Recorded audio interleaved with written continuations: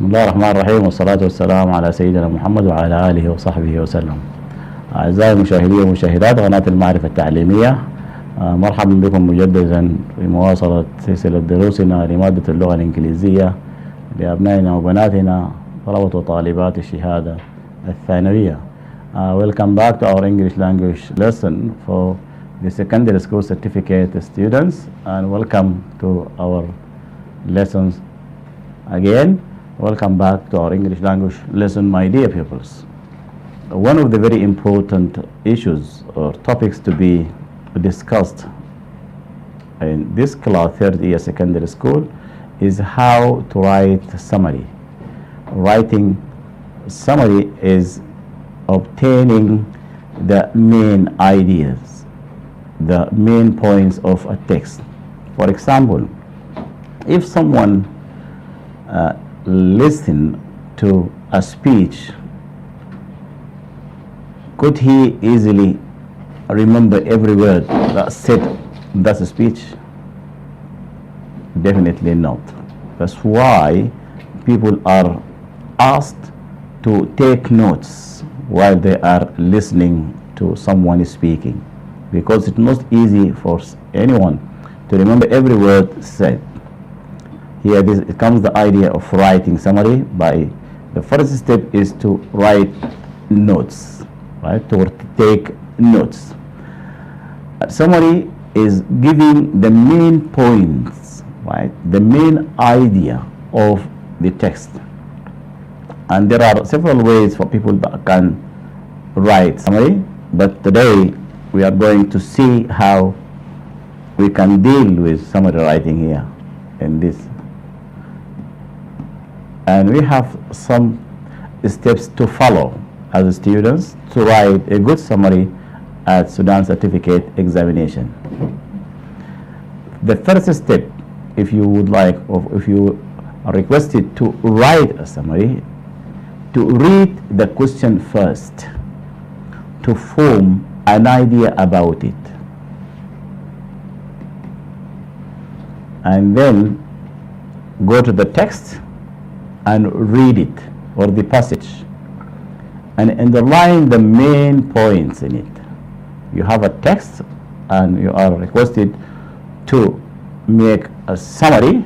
First you read the question, right, and try to understand it, and then you read the text, the passage, right, and while reading, try as much as you can to underline the main points. In your own words, this is step number 3. Write brief sentences about these main points. For example, you have understood, you have underlined 3 main points. Try to form simple sentences about these 3 main points that you have underlined.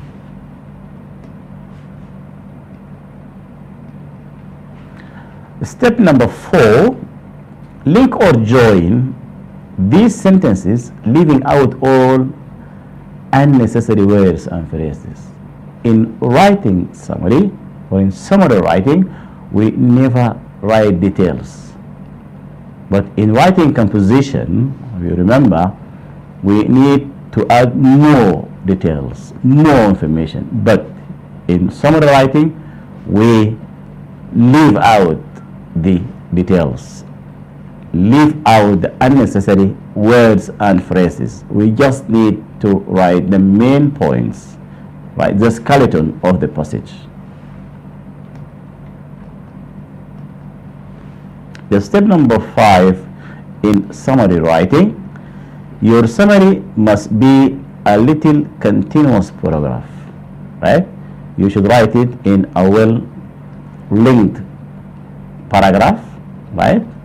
United paragraph, coherent paragraph, well-organized paragraph. Step number 6. Step 6, stick to the number of words stated in the question. For example, the examiner might ask you to write a summary or on less or not more than 20 words, or not more than 15 words, right? Try to stick to the numbers of the words stated in the question. Step number 7, finally go through what you have written to correct mistakes if there are any. Right, these are 7 steps of writing summary here. We look at them again one by one. Right, step 1, you should read the question first to form an idea about it. First you read the question. Step 2, read the text or the passage, right, carefully, right, and underline the main points in it. And in steps 2, also you are requested to reread the passage again, right, one more time, in order to underline the main points. Step number 3, in your own words, write brief sentences about these points, but the points that you have underlined from reading the passage. Right, try to use your own words to put these main points in sentences. What kind of sentences? Simple sentences, as much as you can. Step 4, link or join these sentences, leaving out all the unnecessary words and phrases. Right, you skip out, you leave out the details. Right, just write the main points, the general idea of the text. Step number 5, your summary must be a little continuous paragraph. It must be a simple paragraph, well coherent paragraph, right, well organized, well built. And number 6, stick to the number of words stated in the question. The examiner usually, right, asks you to write your summary not more than a number of words. Yeah, it's very important to stick to that number when writing a summary. And step number 7, finally, you go through what you have written to correct mistakes, if there are any. Okay, let's have an example of how to make a summary here, to apply these 7 steps. Let's read this paragraph here. Education for girls is important in giving them the chance of healthier and happier life. It's also important to society as a whole. An educated woman has the skills, information, and self-confidence she needs to better parents, worker, and citizen. The children of an educated mother are likely to survive. An educated woman will also be more productive at work and better paid. Have a look at this passage, for example. There are some underlined words here, right? Education for girls is important for giving them the chance of a healthier and happier life, right? This is one main point here, right?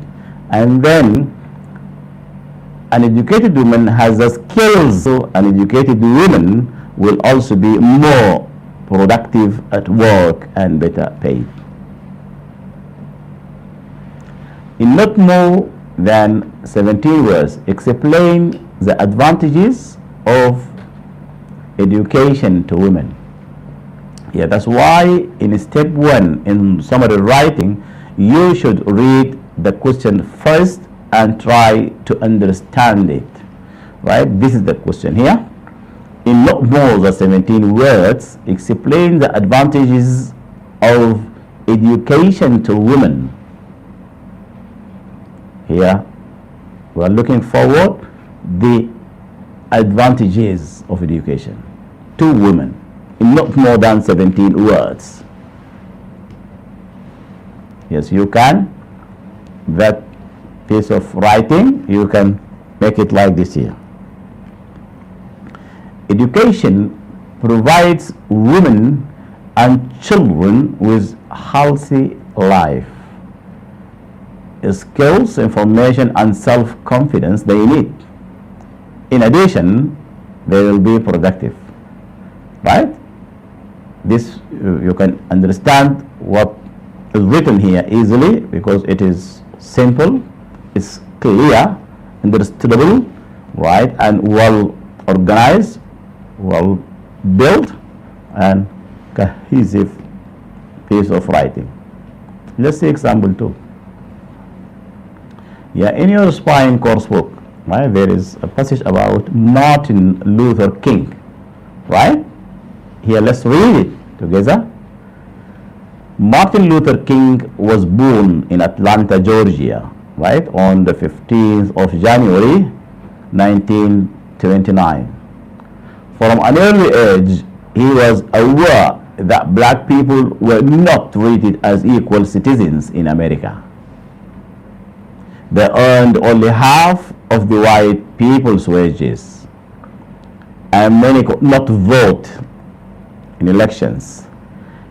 In many places, blacks were separated from whites. There were shops and restaurants that only white people could use. Even on the buses, black people had to stay in the back of the bus.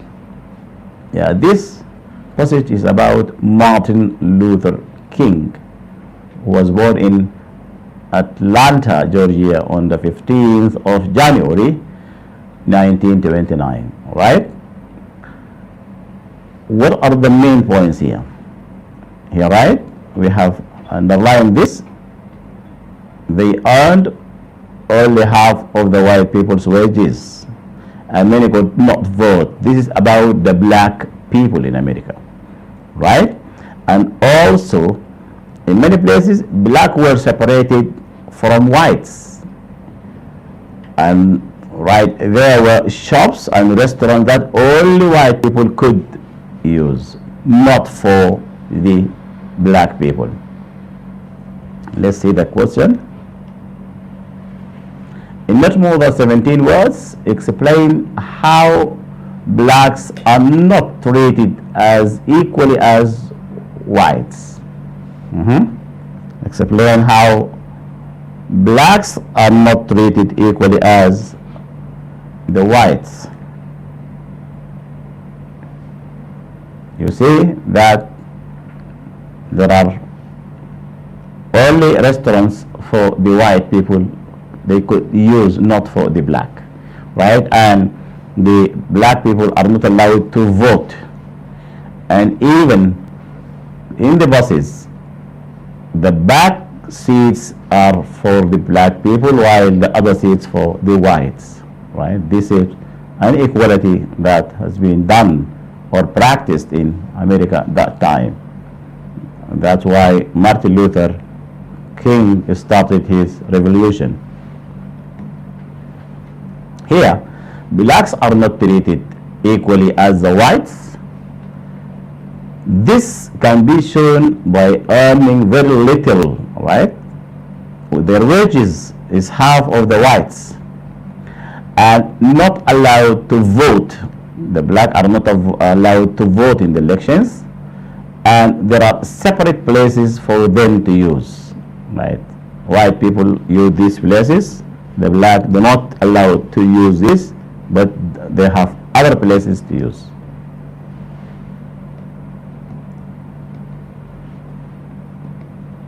Let's see example 3.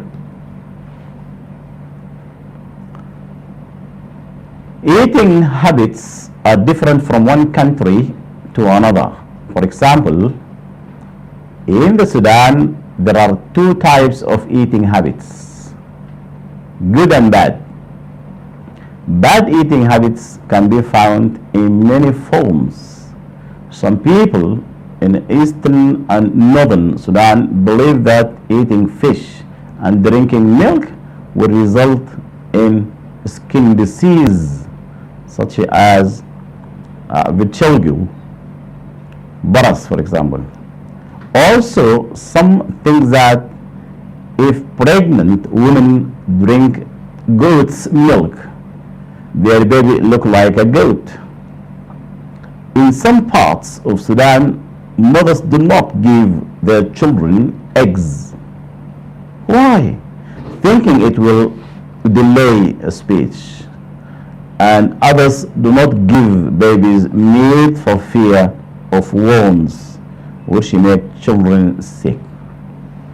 Yeah, this passage is about the eating habits in our country. Okay? We look at the passage, right, and try to underline the main points, right? For example, here, some people in eastern and northern Sudan believe that eating fish and drinking milk will result in skin disease. This is one of the bad eating habit, right? Also, some think that if pregnant woman drinks right, goat's milk, their baby look like a goat. Some people believe in that. So, and the third point, also, in some parts of our country, Sudan, mothers do not give their children eggs. Why? Because they do believe, right, or they do think this will delay the speech. Okay, the child will not speak, right, early. This will delay the speech eating eggs. And others do not give babies meat for fear of wounds, which make children sick. Maybe also this is one. Yeah, these are here. The question is, what is the bad Sudanese eating habit? In 19 words, we have underlined the main points in that passage. And to answer the question, the step one in summary writing is to read this question thoroughly well in order to understand it and to stick to the number of words that is requested in the question. Let's see how was it tackled. The belief that eating fish and drinking milk, you remember the first point, right, underlined, eating fish and drinking milk. This is one. And pregnant women not drinking goat's milk, right, this will, and preventing children from eating eggs and meat are all bad Sudanese habits, right? Because the question is about bad Sudanese eating habit, right? These bad Sudanese eating habits, right, are what? Eating fish and drinking milk. Pregnant women not drinking goat's milk because they believe that the baby will look like a goat. And eating eggs will delay the speech. Here they preventing children from eating eggs and meat are all bad Sudanese habits. Let's see example 4. Advertising has become a specialized activity in modern times. Manufacturers advertise in the newspapers and posters. They sometimes pay for songs to be sung about their products on commercial radio programs. They also employ good-looking people to distribute samples of their products. Also, they organize competitions with prizes for the winners. They often advertise on the screens of local cinemas. Yeah, this is about advertising. Right here, we have underlined manufacturers advertise in the newspapers and posters. You see? And they sometimes pay for songs to be sung about their products. These are the manufacturers. Okay? About their products on commercial radio programs. They also employ, right, choose good-looking people to distribute samples of their products. As you see, that there are so many companies nowadays in Khartoum, right, with good-looking people are distributing samples of the company's products. Also, they organize competitions with prizes for the winners, right? Also, these manufacturers organize competitions with prizes for the winners. They often advertise on the screens of local cinemas. Let's see what's the question. Look at the question. In not more than 30 words, explain how manufacturers advertise. Right? If we go back to our text, we can find this on your spying course book and apply these steps on it to write your own summary. Right? And you check here. Manufacturers advertise in newspapers and posters. This is main point. They also pay for songs on mass media, really, like radio, television, TV channels, you see. And they always employ good people, good-looking people to distribute samples, and some organize competitions with prizes. Right? This is the summary of that long passage about advertising. Okay, I think if we come back to check here. Okay.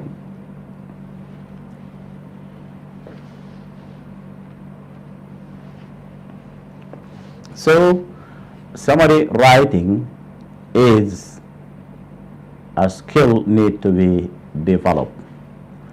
It's not that thing you need to keep by heart. It's not that certain vocabulary items or certain words you need to keep them by heart to write them on your exam paper, but it's a matter of practice. And practice makes perfect. Right? First, you read the passage, and then you reread the passage again, and you go to the question and read what is the question asking about, and go back to the passage and try to find the main points, the general idea about the text. Right?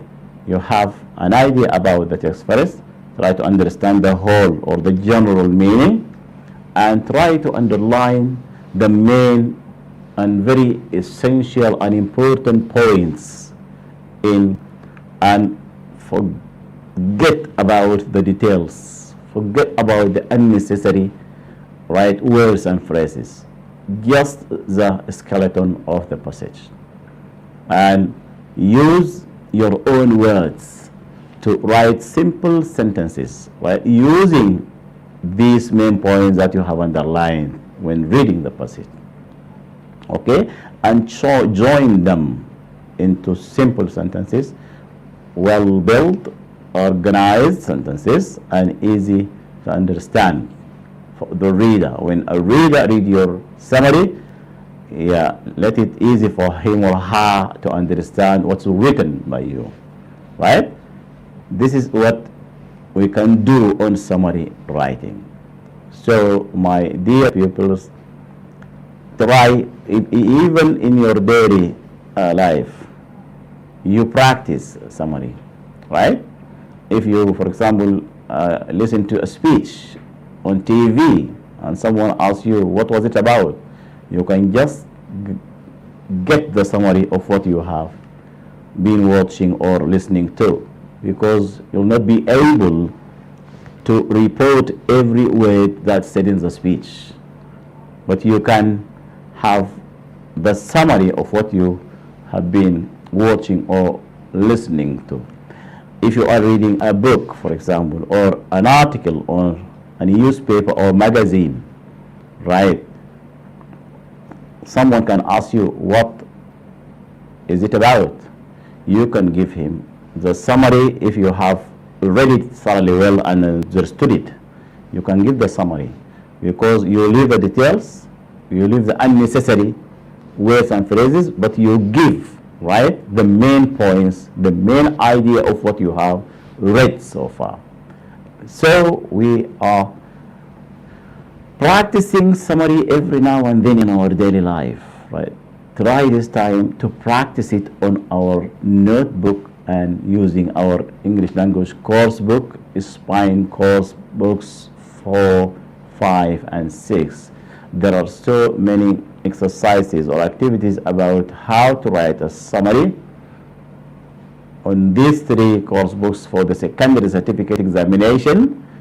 Try to go back to them again and to rewrite our summary again from them.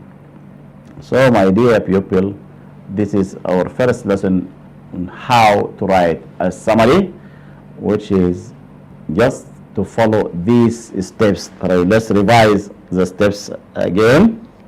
For example, here, these are the steps here. First you read, you see, okay. The question first, the question which is the number of words, not more than what, explain what, right? The question asks you to specify or identify or get or explain, and then the number of words is given, not more than 9 words, 10 words, 15 words, and the question. Then, after reading the question, right, you have an idea about the question. What are you going to do when answering this question in writing your summary? Then you move to the text. Okay? When you get the text, you have to read it. Right? While reading, do not stop at new words. Right? But just try to look forward to getting the main points, right, in this passage, and try to underline them. In step number 3, you have already read the passage thoroughly well, carefully, maybe twice or even 3 times, and understood, underlined the main points. You can use your own words, right? Write brief sentences about these points. Then you put these main points into, you rewrite them. You have to rewrite them again using your own words in joint linked sentences. Step 4, you have to join these sentences in a paragraph, right? While doing so, it's very important to leave out details and unnecessary words and phrases. Step number 5, your summary must be a little continuous paragraph, right? It should be well organized, well built, connected, right? United. And step 6, stick to the number of words stated in the question, right? The examiner usually stated a certain number of words, not more than 19 words, for example. You have to stick to that number. But you can write your summary maybe 2 words less or 2 words more than the stated number. Yeah, it's acceptable. And finally, go through what you have written to correct mistakes, right? What you have done so far till step number 6, this could be rough work, right? You come to step number 5, you go through what you have written to correct the mistakes. Yeah, these are the 7 steps we can follow to write a good summary in our English language exam certificate. So, my dear pupils, from now on, when you go to your Spine coursebook, go to the summary questions on your book, and you can also use the previous certificate examination. You have the question, and all the questions on this part, the summary, are from Spine course books. Right? They will not get you a passage from another syllabus or series. No, from your own book. You have studied these passages before at school, and you have understood them. You have an idea, and or you have already had the main points of all these passages. You can easily read them again and underline the main points, and then follow the 7 steps to write your summary.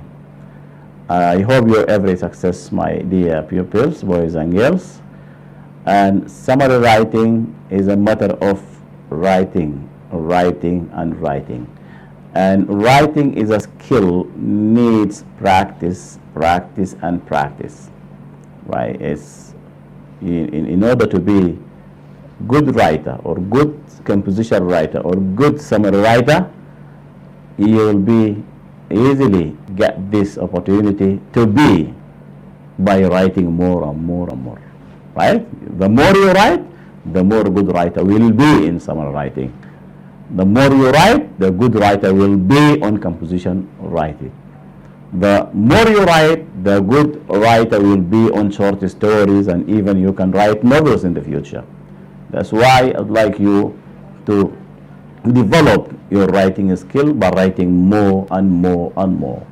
Have you every success, my dear pupils. I hope you have enjoyed our lesson for today.